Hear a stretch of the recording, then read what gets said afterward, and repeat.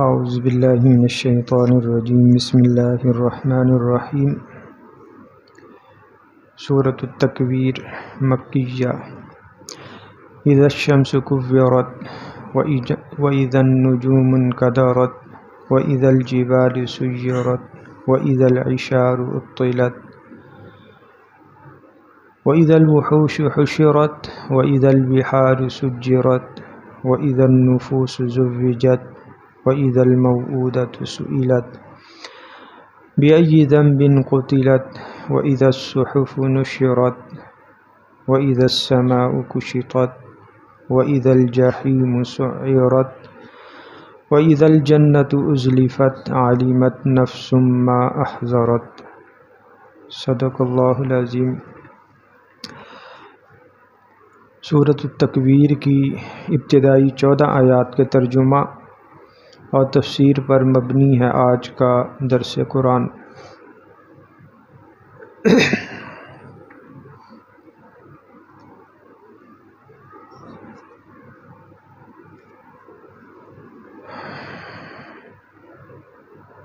آج 1 اپریل ہے اور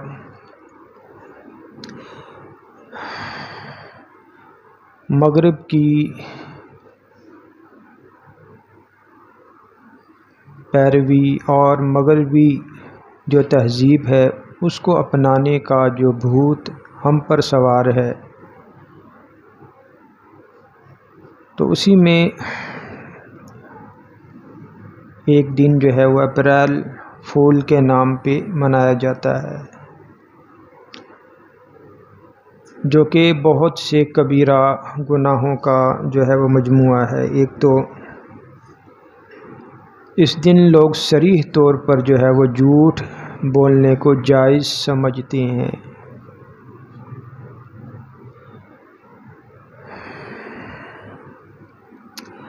تو علماء نے لکھا کہ اگر کسی گناہ کو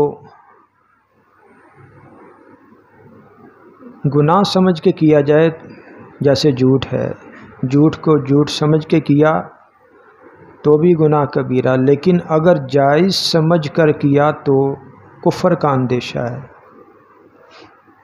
اور یہ کیا ہے؟ اس دن میں صراحتاً کھلے عام جو ہے وہ جھوٹ بولا جاتا ہے۔ اور اللہ تعالیٰ نے قرآن کریم میں فرمایا لعنت اللہ علی الکاذبین۔ اسی طرح دوسری جو قباحت ہے اس میں، اور دوسرا جو گناہ ہے وہ خیانت کا ہے، کہ حدیث شریف میں آیا کہ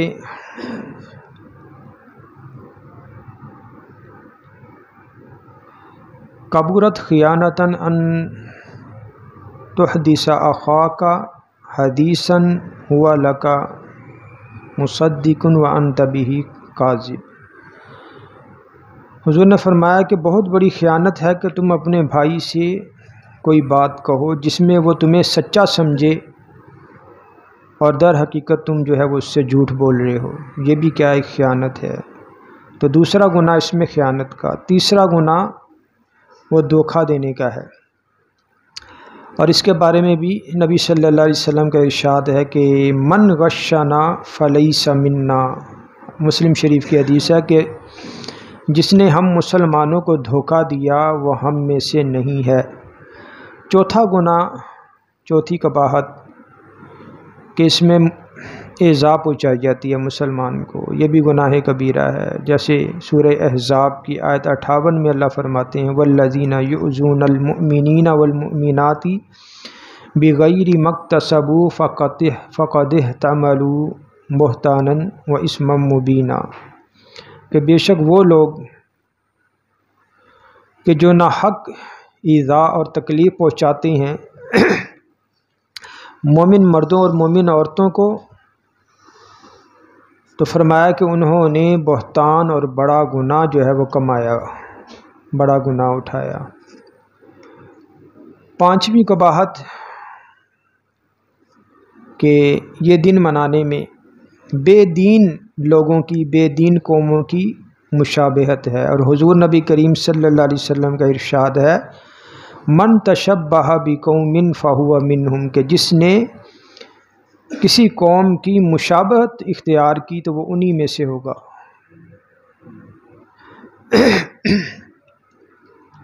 تو لہٰذا خود بھی بچیں ایسی تہذیب، ایسے ڈے، ایسے دن منانے سے، اور اپنے جو بچے ہیں جو آپ کے ماتحت ہیں انہیں بھی روکیں اور انہیں بھی یہ جو ہے قباحت بچائیں۔ اللہ تعالی ہم سب کو مغربی تہذیب سے بچنے کی توفیق عطا فرمائے اور حضور نبی کریم صلی اللہ علیہ وسلم کی اتباع کرنے کی توفیق عطا فرمائے۔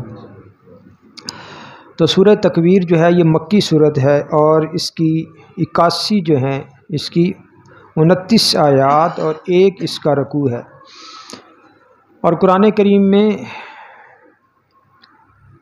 یہ 81ویں جو ہے وہ نمبر پر ہے، یعنی 114 صورتوں میں یہ 81 نمبر پر یہ جو ہے یہ صورت ہے 30ویں پارے میں۔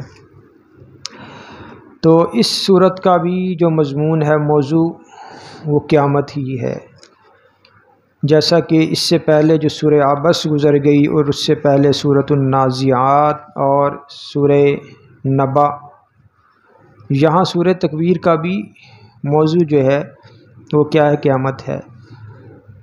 اور یہاں جس انداز سے قیامت کے موضوع کو، قیامت کی منظر کشی کی گئی ہے، تو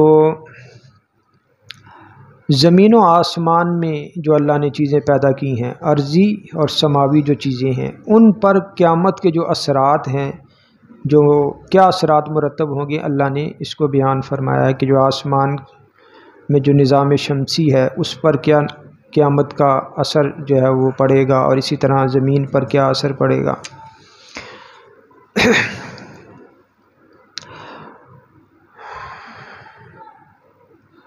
اس سورہ مبارکہ کی فضیلت میں مفسرین کرام نے احادیث مبارکہ سے چند جو ہے وہ فضائل نقل کیے ہیں کہ حضور نبی کریم صلی اللہ علیہ وسلم کی حدیث مسند احمد میں بھی ہے، بخاری شریف میں بھی، اور حدیث کی دیگر کتابوں میں بھی ہے۔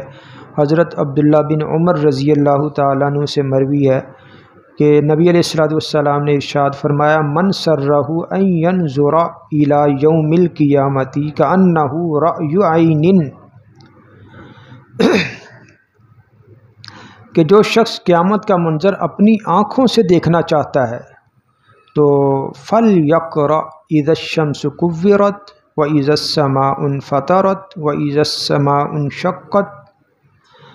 فرمایا کہ اگر کوئی شخص چاہتا ہے کہ قیامت کا منظر وہ اپنی آنکھوں سے دیکھے تو اسے چاہیے کہ وہ سورۃ التکویر اذا الشمس کورت پڑھے، اور اسی طرح فرمایا سورۃ الانفطار اذا السماء انفطرت پڑھے، اور اسی طرح فرمایا کہ واذا السماء انشقت یعنی سورۃ الانشقاق پڑھے، کہ جو شخص چاہتا قیامت کا منظر اپنی آنکھوں سے دیکھنا چاہتا ہے تو یہ صورتیں جو ہے وہ پڑھے۔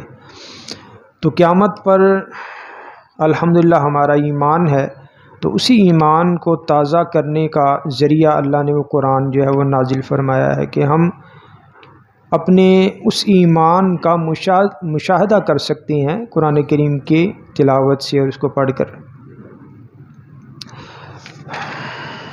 اسی طرح سیدنا ابو بکر صدیق رضی اللہ تعالیٰ عنہ کے بارے میں حضرت عبداللہ بن عباس رضی اللہ تعالیٰ عنہ کی روایت ہے ترمذی شریف میں کہ سیدنا ابو بکر صدیق رضی اللہ تعالیٰ عنہ نے نبی صلی اللہ علیہ وسلم سے دربار رسالت میں آپ سے پوچھا، یا رسول اللہ قد شبتا، کہ اللہ کے رسول آپ پر بڑھاپا آ گیا ہے، آپ پر کیا آ گیا؟ بڑھاپا آ گیا ہے۔ تو جب نبی صلی اللہ علیہ وسلم پر آپ جو ہے آپ کو نبی بنایا گیا، نبوت کی ذمہ داریاں آپ کو دی گئی، اس سے پہلے ہی یعنی دعویٰ نبوت سے پہلے ہی سیدنا ابو بکر صدیق رضی اللہ تعالیٰ عنہ سے نبی صلی اللہ علیہ وسلم کا تعلق تھا، یارانہ تھا۔ تو اب یہاں پوچھتے ہیں، جیسے دوست ایک دوست سے سوال کرتا ہے کہ یا رسول اللہ قد شبتا، اے اللہ کے نبی آپ پر بڑھاپا آ گیا ہے، قال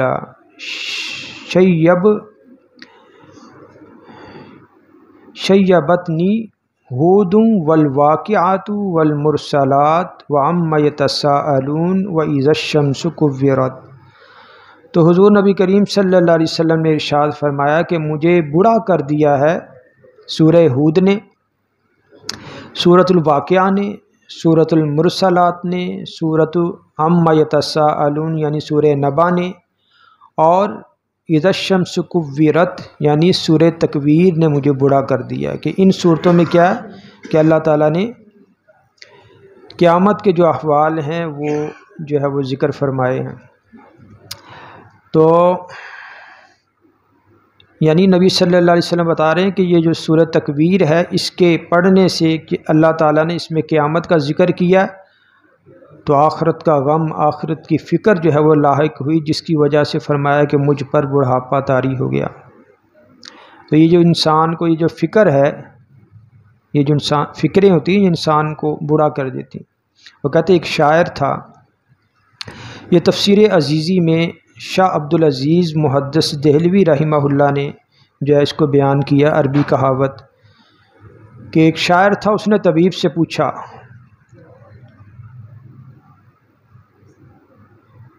ما شیّ بطنی کہ مجھے کس چیز نے بوڑھا کر دیا۔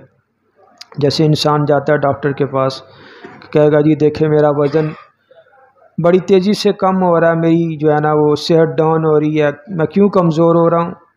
تو طبیب نے جواب دیا قال بلغم۔ تو طبیب نے کہا یعنی کیا کہا کہ تمہیں بلغم کی زیادتی کی وجہ سے کیا ہو گیا، یہ تم پر بڑھاپا طاری ہو گیا، بلغم کی زیادتی کی وجہ سے بڑھاپا طاری ہو گیا۔ تو وہ شاعر تھا، تو اس نے کہا کہ فقلت له على غیر احتشام لقد اخطأت فيما قلت بل غم۔ تو کہنے لگا کہ میرا بڑھاپا بلغم کی وجہ سے نہیں ہے بلکہ غم کی وجہ سے ہے۔ لقد اخطأت فيما قلت بل غم، اس نے یعنی یہ جو بلغم کا لفظ ہے تو شاعر نے اس کو جدا جدا کر دیا کہ آپ تو کہہ رہے کہ مجھے بڑھاپا بلغم کی وجہ سے آیا، تو اس نے کہا کہ نہیں، بل غم، کہ مجھ پر بڑھاپا بلغم کی وجہ سے نہیں بلکہ غم کی وجہ سے آیا۔ تو اسی طرح نبی صلی اللہ علیہ وسلم بھی جو ہے فرماتے کہ میں نے جب سورہ تکویر پڑھی اور اس طرح کی جو دوسری صورتیں ہیں کہ جس میں قیامت کے احوال ہیں، تو فرمایا کہ اس وجہ سے مجھ پر جو ہے وہ بڑھاپا طاری ہو گیا۔ تو پہلی آیت مبارکہ کیا ہے؟ اچھا، حضرت سیدنا عمر بن خطاب رضی اللہ تعالیٰ عنہ کے بارے میں آتا ہے کہ سنن کبریٰ امام بہقی کی اس میں روایت ہے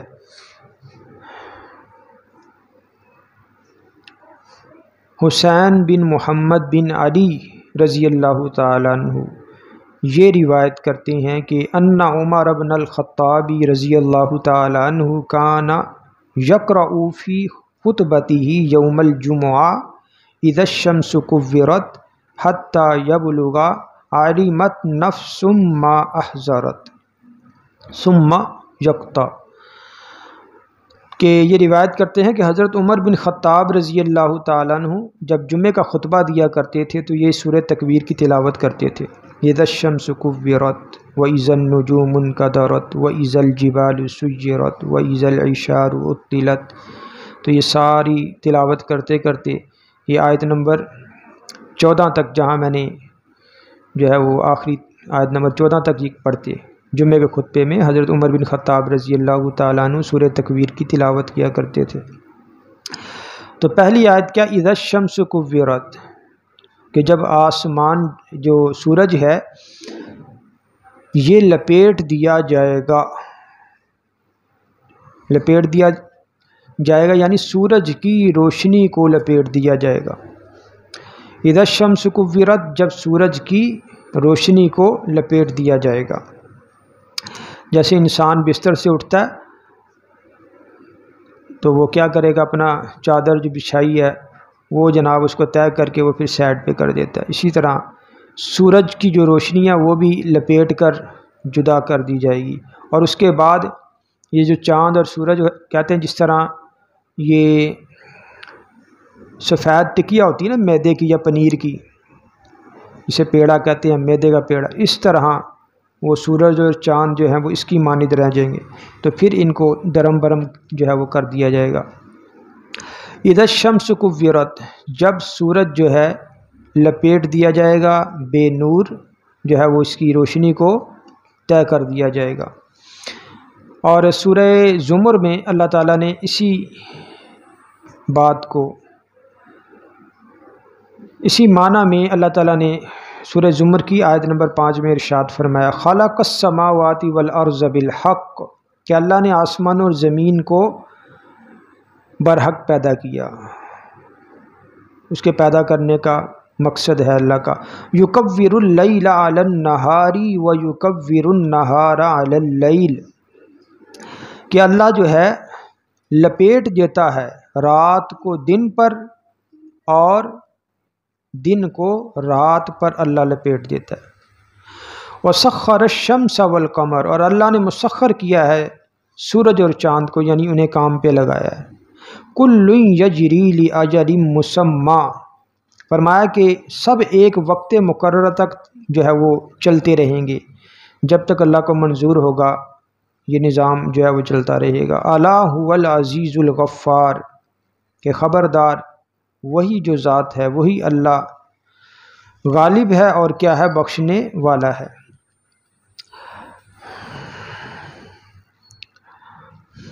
اب دیکھیں آج کی جو میڈیکل سائنس ہے اور تحقیقات ہیں، تو میڈیکل سائنس کہتی ہے کہ زمین کے مقابلے میں سورج جو ہے وہ بہت بڑا ہے۔ کہتے ہیں کہ کتنا بڑا ہے؟ زمین کے حجم سے 13 لاکھ گنا بڑا ہے سورج، 13 لاکھ گنا، یعنی جتنی ہماری زمینیں ہیں یہ سورج اتنا بڑا ہے کہ 13 لاکھ زمینیں سورج کے اندر فٹ ہو سکتی ہیں۔ 13 لاکھ زمینیں وہ سورج کے اندر فٹ ہو سکتی ہیں۔ اور سورج کتنی دور ہے زمین سے؟ 9 کروڑ 30 لاکھ میل، 9 کروڑ 30 لاکھ میل۔ اور ایسا توانائی اور ایندھن کا یہ اس میں جو ہے وہ ذخیرہ ہے اور خزانہ ہے کہ انسان اس کے بالکل قریب جا ہی نہیں سکتا، میلوں دور ہوگا اور وہ جل کے بھسم ہو جائے گا، کیونکہ اس آگ ہے بالکل جلا کے راکھ کرنے والی۔ اور اب دیکھیں دوسری طرف قرآن کریم میں شعراء، ستارے کا ذکر موجود ہے، شعراء، اور اس کی بھی یہ جو مشرکین تھے، یہ پرانے جو عرب تھے، وہ اس کی پوجا کرتے تھے اور اس سے جو ہے وہ حاجتیں جو ہے طلب کرتے تھے۔ تو اب دیکھیں ستاروں کے نام پہ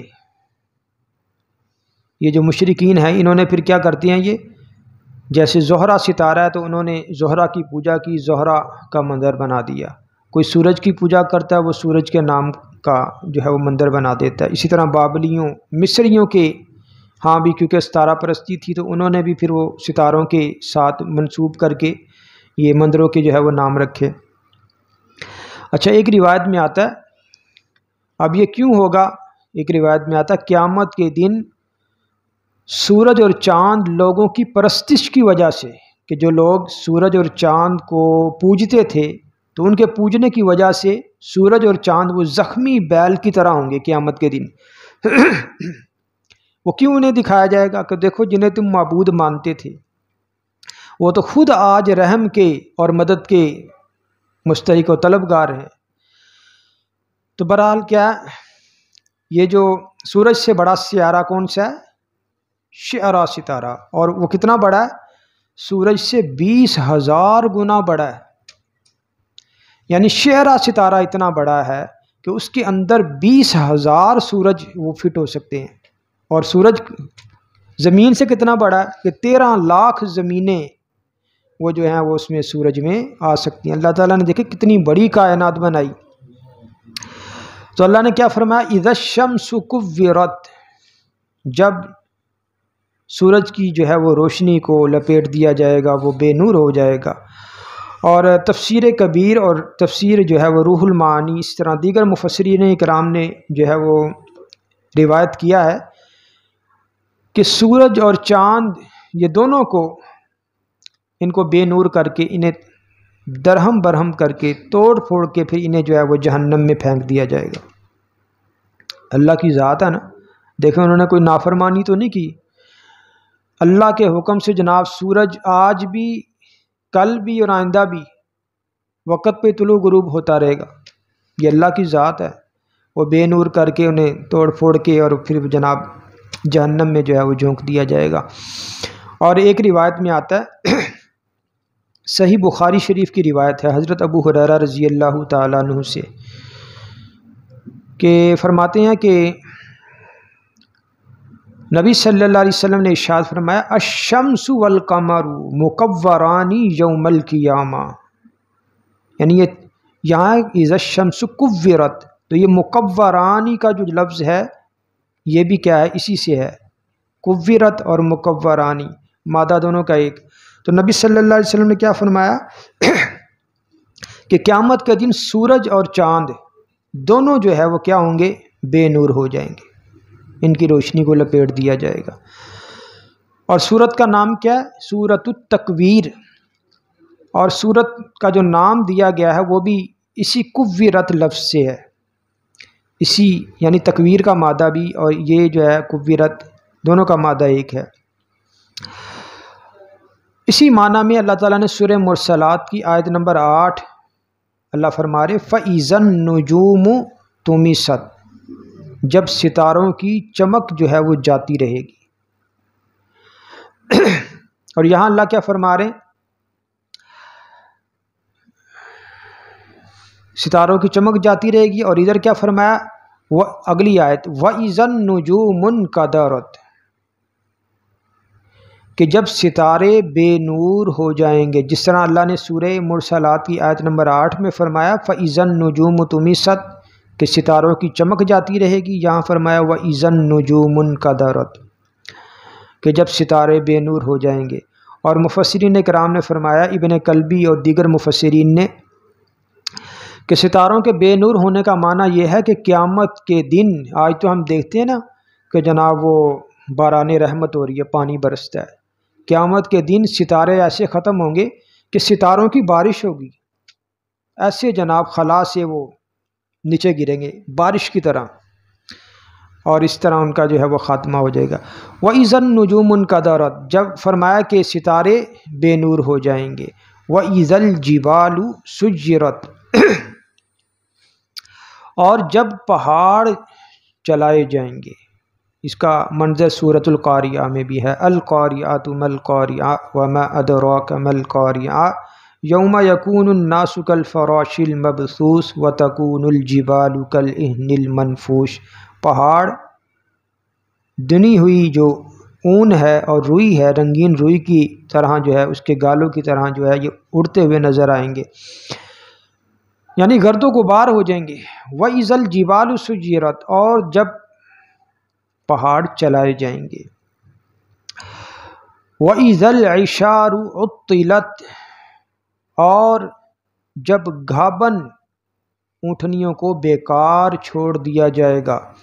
اب یہ جس دور میں یعنی نزول قرآن کے دور میں، وہ دور کون سا تھا، وہ عرب کا دور تھا، تو عرب کے دور میں کیا تھا، عربوں کے ہاں جس طرح آج سمجھ لے کہ جس کے پاس پراڈو یا لینڈ کروزر ہو تو وہ کہتا ہے یار میرے پاس بڑی عمدہ سواری اور میں بڑا مالدار ہوں، تو اس دور میں جس کے پاس اونٹنی ہوتی تھی، خاص طور اونٹ اور اونٹنی اور سرخ اونٹ، تو سمجھتے تھے لوگ کہ یار یہ بڑا امیر کبیر ہے، بڑا یہ مالدار ہے۔ تو اللہ نے اس دور کے اس اعتبار سے جو سب سے قیمتی چیز تھی اس کی مثال دی۔ وَإِذَا الْعِشَارُ عُطِّلَتْ، اور اشار کسے کہتے ہیں، ایسی اونٹنی کو کہتے ہیں کہ جو گابن ہو، جو حاملہ ہوتی ہے اور 10ویں ماہ کی ہو، جیسے ہوتا ہے نا کہ جو نسلی لوگ ہوتے ہیں نا، نسلی، وہ جب ان کی کوئی بہو بیٹی وہ امید سے ہو تو پھر وہ اس کا بڑا خیال رکھتے ہیں، ٹھیک ہے نا. تو عرب بھی کیا کرتے تھے، جب یہ اونٹنی ان کی گابن ہو جاتی تھی تو وہ اس کا بڑا خیال رکھتے تھے، اس کا خیال رکھتے تھے. تو اللہ نے کیا فرمایا، وَإِذَا الْعِشَارُ عُطِّلَتْ، اور جب 10 ماہ کی گابن اونٹنی جو ہے وہ بیکار چھوڑ دی جائے گی. یعنی ایسا نفسا نفسی کا عالم ہوگا کہ جو لوگ اس گابن اونٹنی کے آگے پیچھے رہتے تھے، اس کا خیال رکھتے تھے کہ یہ ہمارا بڑا قیمتی سرمایہ ہے، وہ جب قیامت برپا ہوگی تو وہ اپنی پڑی ہوگی، وہ بیکار اس کو چھوڑ دیں گے. علماء نے فرمایا یہ جب نزول قرآن کا دور تھا تو سب سے قیمتی مال تھا گابن اونٹنی.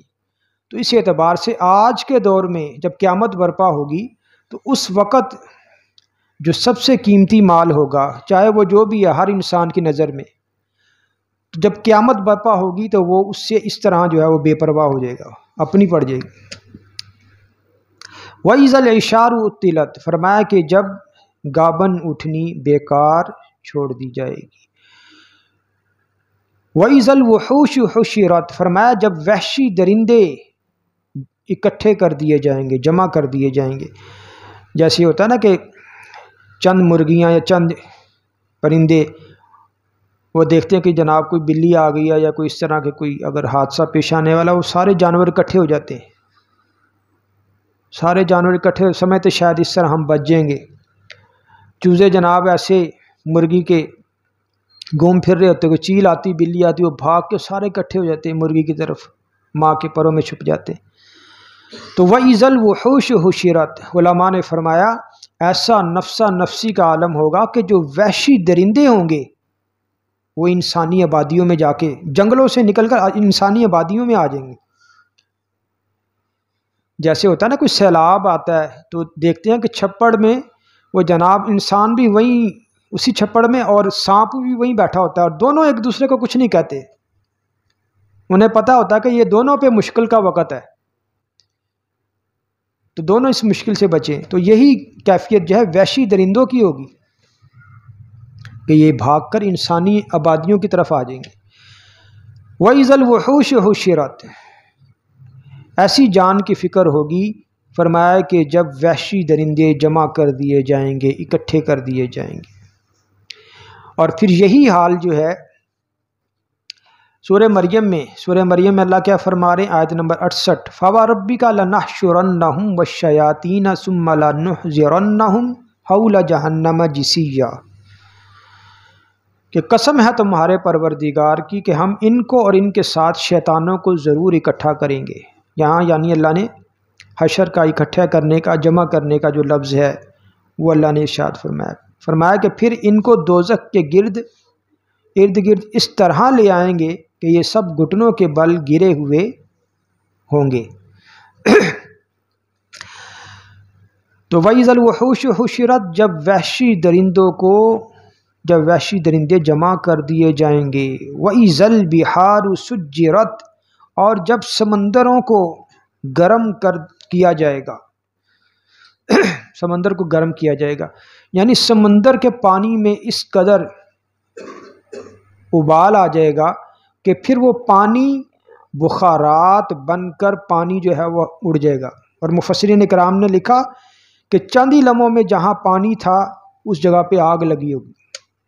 اس قدر جو ہے وہ گرمی کا اور حرارت کا عالم ہوگا. جب بعض روایات میں جو آتا ہے سورج جو ہے اتنا قریب ہو جائے گا جو زمین کے. تو وَإِذَا الْبِحَارُ سُجِّرَتْ، اللہ نے کیا فرمایا، جب دریاؤں کو گرم کیا جائے گا. سورہ طور کی آیت نمبر 6، وَالْبَحْرِ الْمَسْجُورِ، اللہ نے فرمایا کہ قسم ہے ابلتے ہوئے دریا کی. تو یہ مسجور کا جو لفظ ہے یہ بھی اور سجیرت کا وہ مادہ ایک ہی ہے.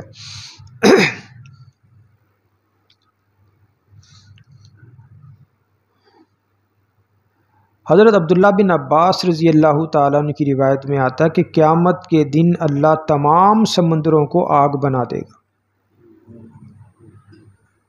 فرماتے جس کی وجہ سے دوزخ کی آگ میں مزید اضافہ ہو جائے گا.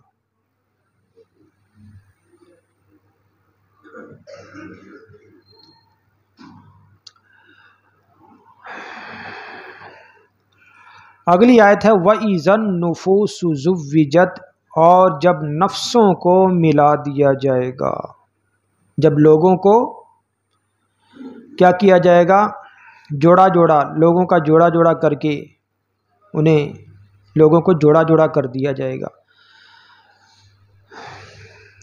نکاح کا، اور نکاح کے معنی میں آتا ہے نا زوجہ اور زوج، ازواج اور اس طرح کے، یعنی یہ بھی نکاح کو بھی، نکاح کے باب میں بھی یہ جو زوج کا جو لفظ ہے یہ اس لیے استعمال ہوتا ہے کہ اس میں ایک مرد اور ایک عورت کو جو ہے وہ ملا دیا جاتا ہے، اکٹھا کر دیا جاتا ہے۔ تو وَإِذَا النُّفُوسُ زُوِّجَتْ، جب کیا ہوگا، لوگوں کو جوڑا جوڑا کر دیا جائے گا۔ اب کیسے جوڑا جوڑا کیا جائے گا؟ بعض مفسرین کرام فرماتے ہیں اس سے مراد یہ ہے کہ قیامت کے دن روح اور جسم کو ملا دیا جائے گا، یعنی جب حساب کتاب شروع ہوگا تو جو جسم ہے اس میں روح ملا دی جائے گی۔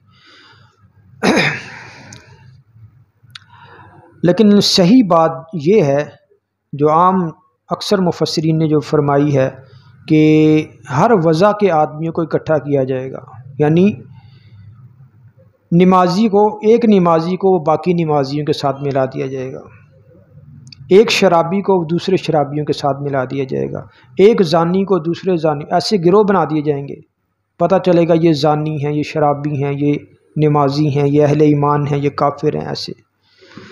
وَإِذَا النُّفُوسُ زُوِّجَتْ، اور جب لوگوں کو جوڑا جوڑا کر دیا جائے گا۔ اچھا، اس کی روایت اس کے باب میں کہ لوگوں کو جو ہے وہ جوڑا جوڑا کر دیا جائے گا،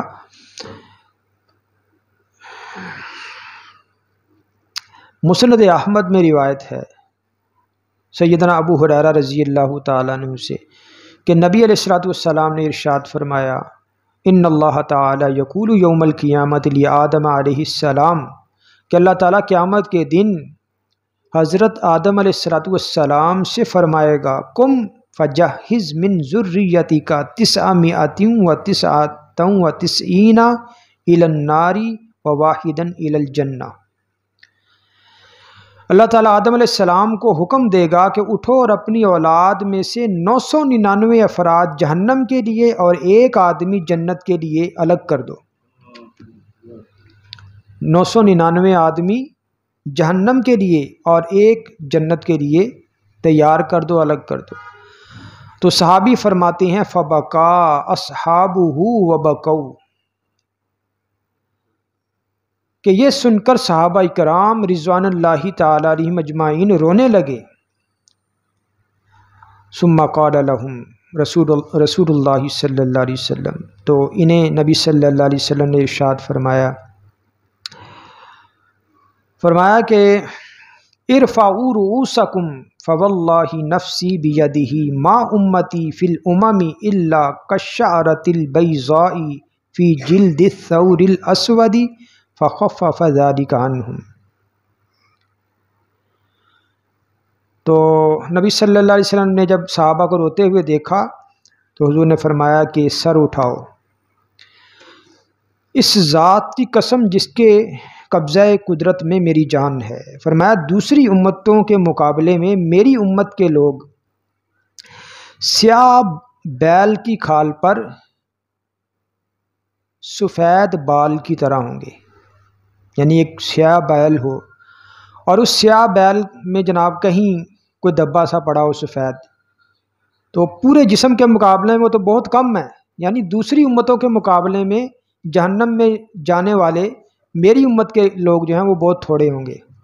تو فرمایا کہ فخفف ذلک عنہم، تب جا کر صحابہ کا بوجھ ہلکا ہوا۔ تو یہاں اللہ نے کیا فرمایا، وَإِذَا النُّفُوسُ زُوِّجَتْ، جب لوگوں کو کیا کیا جائے گا، جوڑا جوڑا کر دیا جائے گا۔ اگلی آیت اللہ تعالیٰ فرماتے ہیں وَإِذَا الْمَوْءُودَةُ سُئِلَتْ، یہ آیت نمبر 8، کہ جب زندہ گاڑی ہوئی بچیوں سے پوچھا جائے گا۔ وَإِذَا موعودۃ سئلت کہ جب زندہ گاڑی ہوئی بچیوں سے پوچھا جائے گا، بأی ذنب قتلت کہ کس گناہ کی وجہ سے وہ قتل کی گئیں، کس گناہ کی وجہ سے قتل کی گئیں۔ تو یہ عرب میں سب نہیں تھے، بعض قبائل تھے کہ وہ اس میں عار محسوس کرتے تھے کہ ہمارے کوئی بچی جو ہے وہ جنم دے، اس کی پرورش کے، یا وہ اس بارے میں عار کرتے تھے کہ کل کو ہمارا کوئی داماد ہوگا۔ اور بعض تو ایسے تھے کہ جو مطلقاً اولاد کو ہی قتل کر دیتے تھے ان کی پرورش کے جو ہے وہ ذمہ داری کی وجہ سے۔ تو اللہ تعالیٰ نے فرمایا وَإِذَا الْمَوْعُودَةُ سُئِلَتْ، جب زندہ گاڑی ہوئی بچیوں سے پوچھا جائے گا بِأَيِّ ذَنبٍ قُتِلَتْ کس گناہ کی وجہ سے قتل کی گئی۔ اور جو ہے عرب کیا کرتے تھے، وہ بچی پیدا ہوتی تھی تو اس میں عار شرم محسوس کرتے تھے۔ بعض میں آتا ہے کہ کسی کے ہاں اگر بچی پیدا ہوتی تھی تو وہ جناب جب سنتا تھا کہ میرے ہاں بچی پیدا ہوئی ہے تو وہ جناب گھر سے نکل جاتا تھا، بھاگ جاتا تھا کہ یہ مجھے کیا خبر جو ہے وہ سننا پڑ، گھر سے جناب بھاگ گئے۔ آئے ہائے۔ اور یہ نہیں انسان سوچتا کہ جس بچی کی پرورش بارے میں وہ عار محسوس کر رہا ہے وہ بھی تو کسی ماں کا بیٹا ہے، وہ بھی تو کسی جو ہے وہ عورت کا بیٹا ہی ہے، وہ بھی تو بھائی کسی عورت کا ہی شوہر ہے۔ تو اب جیسے اب عرب کیا کرتے تھے، وہ اس بات میں عار کرتے تھے بعض کہ جو ہے وہ ہمارا کل کو داماد ہوگا۔ آج اسی قسم کا عار اور شرم محسوس کرتے ہیں لوگ جب بیٹی جو ہے وہ سنتے ہیں جناب پیدا ہوئی ہے تو کہتے ہیں یار اس کو ہم پالیں گے کیسے، اس کے جہیز کا انتظام ہم کیسے کریں گے، اس کا خرچہ جو ہے وہ کون برداشت کرے گا۔ ایک صحابی تھے، بڑا وہ ایمان افروز واقعہ، طبرانی شریف میں روایت ہے، حضرت صعصع بن ناجیہ ایک صحابی تھے۔ تو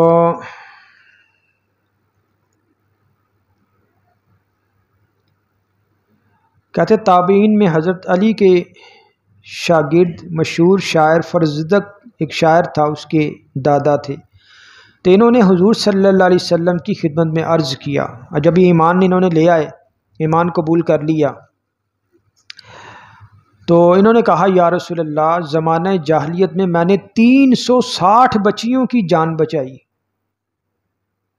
کہ مشرکین انہیں زندہ دفنا رہے تھے کہ اللہ کی طرف سے میں پہنچ گیا، یا انہیں پتہ چلا ہوگا کہ یار وہ فلاں آدمی فلاں مشرک جس کو اپنی بچی پیدا ہوتی کو وہ زندہ دفنانا چاہتا ہے، تو یہ جناب وہاں پہ پہنچ گئے۔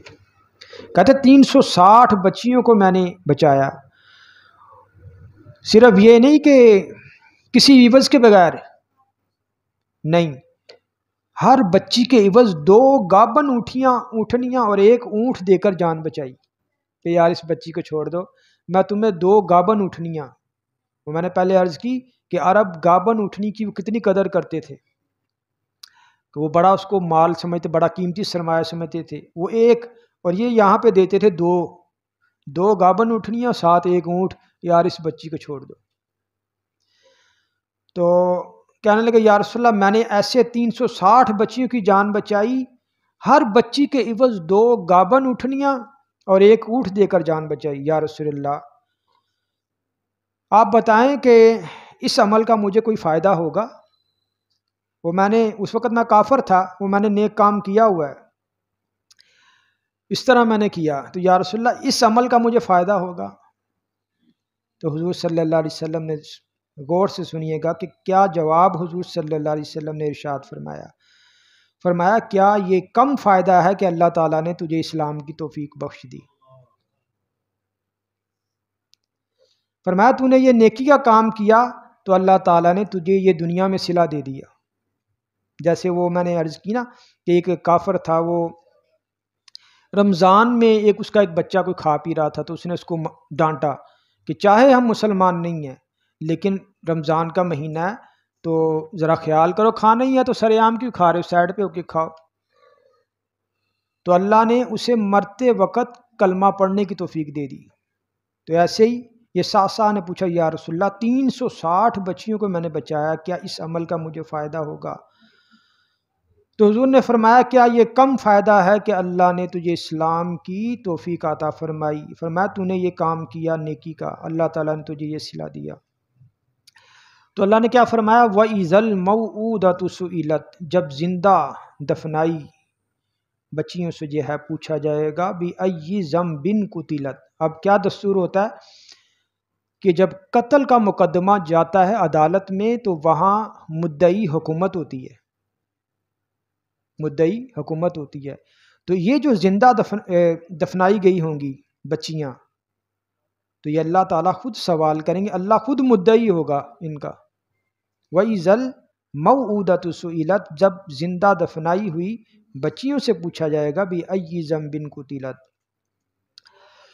وَإِذَا الصُّحُفُ نُشِرَتْ، فرمایا کہ جب صحیفے اعمال نامے کھول دیے جائیں گے، نشر کر دیے جائیں گے، جیسے سورہ اسراء کی آیت نمبر 13 اللہ فرما رہے وَكُلَّ إِنسَانٍ أَلْزَمْنَاهُ طَائِرَهُ فِي عُنُقِهِ وَنُخْرِجُ لَهُ يَوْمَ الْقِيَامَةِ كِتَابًا يَلْقَاهُ مَنشُورًا، کہ ہم نے لازم کر دیا ہے ہر انسان کے لیے اس کے ساتھ اس کا اعمال نامہ اس کی گردن میں، جیسے ہار ڈالا ہوتا ہے نا، توک ڈالا ہو، ایسے ہی ہر آدمی کے گردن میں، گلے میں اس کا نامہ اعمال ہوگا، اور نکالیں گے ہم اس کے سامنے قیامت کے دن ایک کھلا نوشتہ جسے وہ پائے گا، یعنی ہر چیز اللہ جو ہے وہ چھوٹی بڑی چیز سامنے لے آئیں گے۔ وَإِذَا الصُّحُفُ نُشِرَتْ، جب اعمال نامے کھولے جائیں گے۔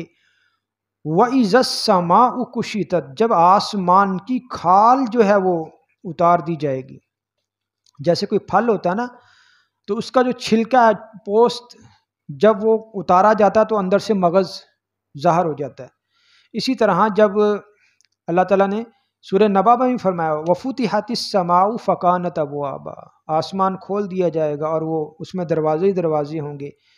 تو آسمان کے پھٹنے کا بھی جو بیان کیا اللہ نے، اس کا بھی یہی معنی ہے کہ جب آسمان پھٹے گا دروازے دروازے ہو جائیں گے، اس کی جب کھال کھینچ دی جائے گی تو جو چیزیں غیب میں ہیں جیسے جنت، جہنم، فرشتے، پل صراط، یعنی جن چیزوں پر ایمان تھا اب وہ چیزیں نظر آنا شروع ہو جائیں گی، لیکن یہ کچھ وقت کے لیے ہوگا اور اس کے بعد آسمان ختم ہو کر پھر نیا آسمان نئی زمین اللہ پیدا فرمائیں گے، وہ میدان محشر کے لیے۔ تو کیا فرمایا وَإِذَا السَّمَاءُ كُشِطَتْ، جب آسمان کی کھال جو ہے وہ کھینچ دی جائے گی۔ وَإِذَا الْجَحِيمُ سُعِّرَتْ، اور جب جہنم کو بھڑکایا جائے گا۔ وہ پہلے میں نے عرض کی کہ جب اللہ تعالیٰ سمندروں میں بھی اللہ جب آگ لگا دیں گے تو اس سے کیا ہے جہنم کی آگ میں اضافہ ہو جائے گا، وہ روایت میں نے آپ کے سامنے مفسرین کی عرض کر دی۔ وَإِذَا الْجَحِيمُ سُعِّرَتْ، کہ جب جہنم کو بھڑکایا جائے گا۔ وَإِذَا الْجَنَّةُ أُزْلِفَتْ، اور فرمایا کہ جب جنت جو ہے وہ قریب کر دی جائے گی۔ سورہ شعراء آیت نمبر 90 میں بھی اللہ نے فرمایا وَأُزْلِفَتِ الْجَنَّةُ لِلْمُتَّقِينَ، کہ متقیوں کے لیے، اللہ سے ڈرنے والوں کے لیے جنت جو ہے وہ قریب کر دی جائے گی۔ اسی طرح سورہ قاف کی آیت نمبر 31 وَأُزْلِفَتِ الْجَنَّةُ لِلْمُتَّقِينَ غَيْرَ بَعِيدٍ، کہ قریب کر دی جائے گی جنت متقیوں کے لیے، اور وہ ان سے کچھ دور نہیں ہوگی، زیادہ دور نہیں ہوگی، بہت قریب وہ دیکھ رہے ہوں گے جنت کو متقی۔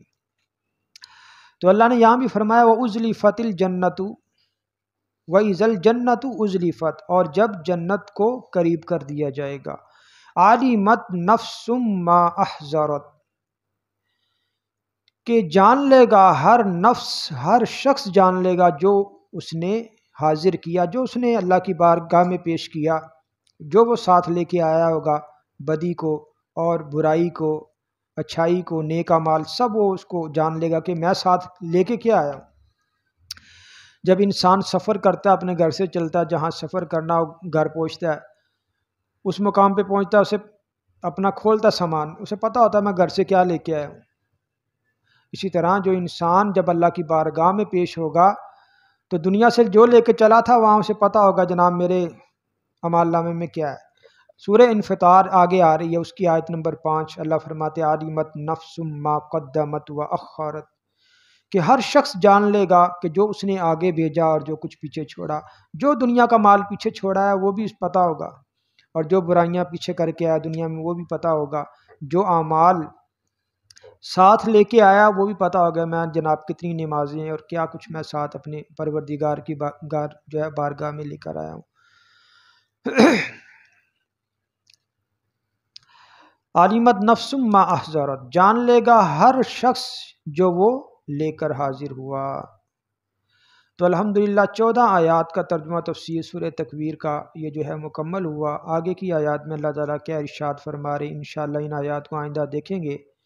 اعتکاف والے حضرات بھی جو ہے وہ ان کا آج پہلا دن ہے، اللہ تعالیٰ ان کے اعتکاف کو شرف قبولیت عطا فرمائے اور سنت کے مطابق جو ہے وہ اعتکاف کرنے کی توفیق عطا فرمائے۔ جمعے کے بیان میں عرض کر چکا ہوں، مسجد کی حدود کہ جوتیوں کی جگہ، اسی طرح یہ منبر محراب، امام صاحب کا حجرہ اور بیت الخلاء، وضو خانہ، غسل خانہ، یہ ساری چیزیں مسجد سے باہر ہیں۔ تو فرض غسل وغیرہ اور جو ہے وضو وغیرہ کے علاوہ جو ہے وہ ان جگہوں پہ نہیں جانا۔ نماز کے لیے وضو کرنا، یہ نہیں کہ جناب اب کھانا کھانا ہے تو وہ جناب ہاتھ دھونے کے لیے چلے گئے، تھوڑا سا زکام ہوا تو ناک شو شو کرنے چلے گئے، ٹھیک ہے نا۔ اس طرح ہاتھ دھو کے اپنے اعتکاف کے پیچھے نہیں پڑنا۔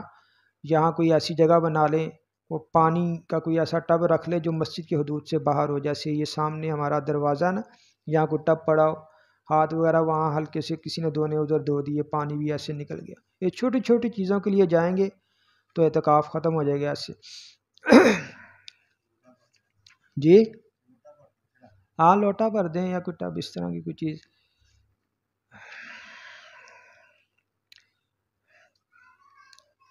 تو اللہ تعالیٰ ہمیں قرآن کریم کے تمام حقوق، اس پر ایمان، اس کی تلاوت، اس کا سمجھنا، اس پر عمل کرنا، اور اللہ قرآن کو آگے پھیلانے کی ہم سب کو توفیق عطا فرمائے۔ باقی انشاءاللہ آئندہ۔ الحمدللہ رب العالمین والصلاة والسلام علی رسولہ النبی الکریم۔ یا ارحم الراحمین، ہمیں قرآن کو پڑھنے، سمجھنے اور اس پر عمل کرنے کی توفیق عطا فرما۔ یا ارحم الراحمین، حاضرین مجلس کی جتنی بھی جائز حاجات ہیں، خواہشات ہیں، ضروریات ہیں، اللہ اپنے پاک کلام اور اپنے حبیب کے صدقے وسیلے سے ان کی تمام حاجات کو پورا فرما۔ وصلی اللہ تعالی علی خیر خلقہ محمد وعلی آلہ وصحبہ اجمعین، آمین۔